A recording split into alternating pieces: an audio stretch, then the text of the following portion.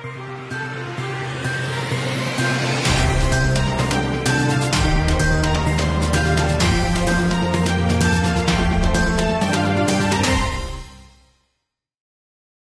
टीवीजे media में आपका स्वागत है। मैं हूं सैयद नजीर।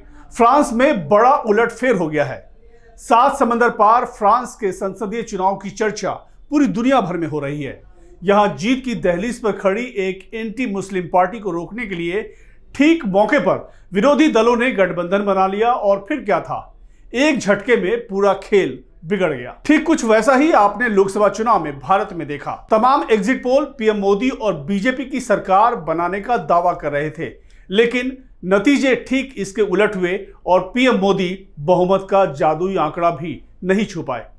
ठीक यही हाल भारत के सबसे बड़े राज्य उत्तर प्रदेश का भी देखा। यूपी में बड़ी जीत हासिल करने की दहलीज पर खड़ी बताई जा रही देश की सबसे बड़ी पार्टी बीजेपी को रोकने के लिए चुनाव से ठीक पहले अखिलेश यादव और राहुल गांधी की पार्टियों के बीच गठबंधन हुआ।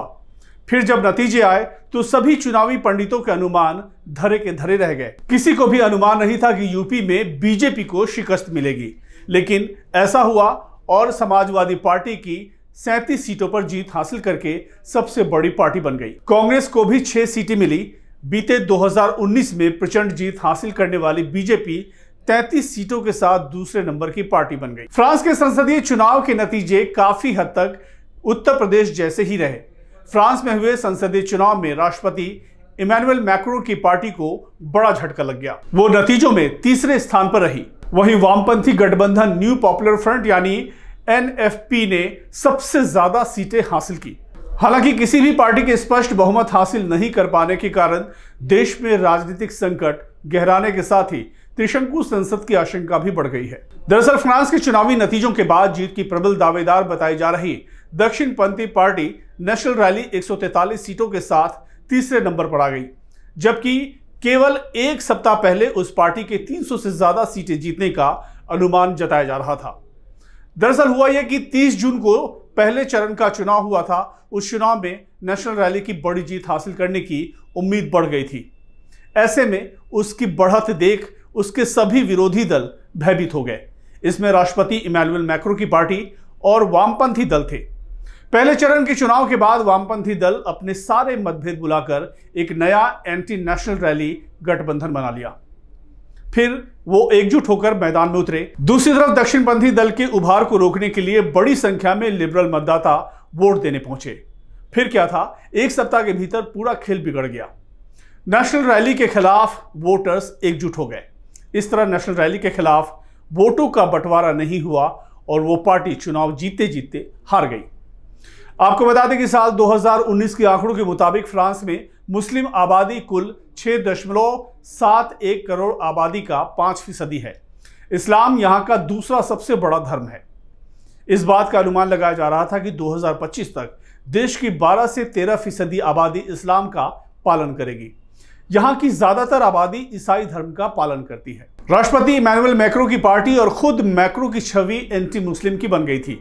Anti Muslim party national rally को रोकने के लिए वामपंथी और मध्यमार्गी पार्टियों से न्यू पॉपुलर फ्रंट एनएफपी बनाया गया। इस एनएफपी को सबसे ज्यादा 182 सीटें मिली है। दूसरे नंबर पर मैक्रो का गठबंधन एनर्सेबल अलायंस है, जिसे 168 सीटें मिली है। तीसरे नंबर पर नेशनल रैली आ गई है और उसे केवल 143 सीटें ही मिली है। फ्रांस की नेशनल असेंबली में 577 सीटें हैं और सरकार बनाने के लिए किसी गठबंधन या पार्टी के पास कम से कम 289 सीटें चाहिए। ऐसे में उम्मीद की जा रही है कि एनएफपी और एनर्सेबल अलायंस मिलकर सरकार बना लेगी, लेकिन इनके बीच भी कई मुद्दों पर मतभेद है। ऐसा भी कहा जा रहा है कि ये दल नेशनल रैली के खिलाफ एकजुट हुए हैं, लेकिन उनमें आपसी मतभेद बहुत ज्यादा है कि देश में स्थायी सरकार की संभावना कमजोर होती दिख रही है। नेशनल रैली के विरोधी दलों के बीच भी तमाम मुद्दों पर गहरे मतभेद हैं। फ्रांस में गठबंधन सरकार का कोई इतिहास नहीं रहा है। इधर लेफ्ट पार्टियों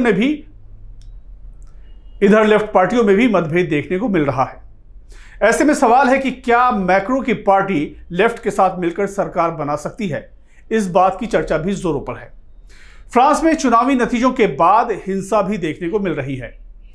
राजधानी पेरिस में जमकर बवाल हुआ और पुलिस प्रदर्शनकारी के बीच तीखी झड़पें देखी गई।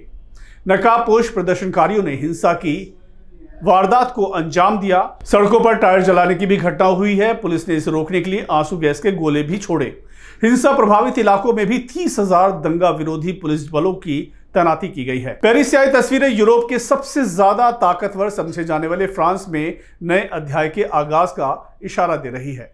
सोशल मीडिया में तस्वीरें आ रही है, वो बता रही है कि कई शहरों में हालात बेकाबू हो चुके हैं। हिंसा और लूटपाट की तस्वीरें आ रही है, आगजनी हो रही है, पटाखे चल रहे हैं, आंसू गैस और धुएं के गोले छोड़े जा रहे हैं, दुकानों को लूटा जा रहा है। ऐसा क्यों हो रहा है, ये भी जान लीजिए। फॉक्स न्यूज की रिपोर्ट के मुताबिक फ्रांसीसी चुनाव के बाद एग्जिट पोल में वामपंथी गठबंधन की जीत की संभावना के बाद पेरिस में जश्न और हिंसा दोनों का माहौल बन गया था। धूल वामपंथी गठबंधन के अप्रत्याशित रूप से आगे निकलने की खबर पर हजारों लोग जश्न मनाने के लिए पेरिस के प्लेस डे ला रिपब्लिक में जमा हो गए। वहीं इस खबर से सत्ता हासिल करने की उम्मीद कर रहे मरीन ले पेन की नेशनल रैली के समर्थक हैरान रह गए।